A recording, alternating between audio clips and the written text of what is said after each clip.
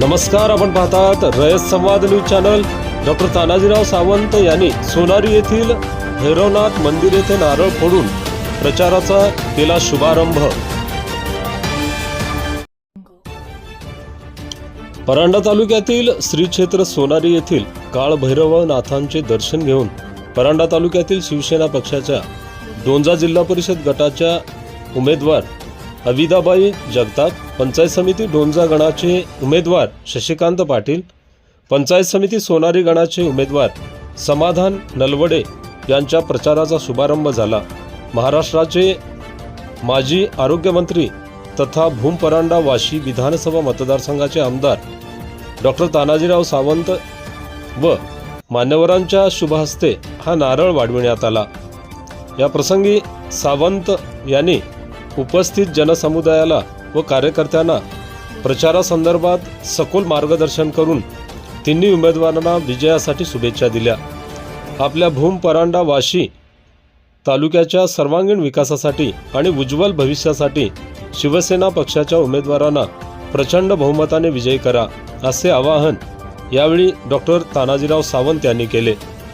या प्रसंगी शिवसेना जिल्हा प्रमुख दत्ता साळुंके, परांडा नगराध्यक्ष जाकीरभाई सौदागर, आरपीआय प्रदेश सरचिटणीस संजय कुमार बनसोडे, माजी जिल्हा परिषद सभापती नवनाथ जगताप, रामचंद्र घोगरे, सोनारी माजी उपसरपंच अंगद फरतडे, युवासेना तालुका प्रमुख राहुल डोके, ॲडव्होकेट रणजित खरसडे, विशाल देवकर, बालाजी नेटके, ॲडव्होकेट दत्तात्रय सूर्यवंशी, रोसाचे सरपंच रवींद्र नलवडे, कुंभेजा सरपंच शिवाजी मिसाळ, गोकुळ चव्हाण, लक्ष्मण मोरे, शिवसेना पक्षाचे सर्व प्रमुख पदाधिकारी, शिवसैनिक आणि स्थानिक ग्रामस्थ मोठ्या संख्येने उपस्थित होते।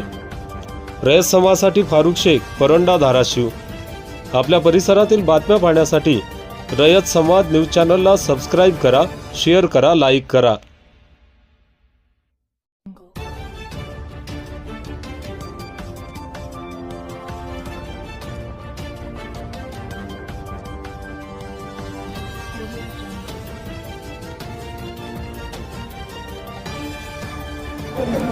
संकट येतो त्यावेळेस पहिला आमदार म्हणून नाही, एक या ठिकाणचा माझ्या जनतेचा सुपुत्र म्हणून मी ह्या ठिकाणी येतो आणि संकटाच्या काळी फक्त शिवसैनिकच पुढं असतो। परत एकदा ह्या अतिवृष्टीच्या वेळेस माझ्या शिवसैनिकांनी दाखवून दिलं। कार्यकर्त्यांना न्याय मिळाला नाही असं धनंजय सावंतांनी म्हणलंय आणि त्याच्यामुळे त्यांनी बंडखोरी केलेली, त्याच्यावर काय बोलायचं? कार्यकर्त्याला न्याय मिळाला नाही असा कार्यकर्ताच कुठला म्हणत नाही। हे न्याय मिळाला का नाही हे तुमच्या जो समुदाय आज दिसतोय त्याच्यातनं दिसतोय। त्याच्यामुळं या अशा गोष्टीवरती मला कार्यकर्ते आपल्या मतपेटीतनं दाखवतील कार्यकर्त्याला न्याय मिळाला का नाही।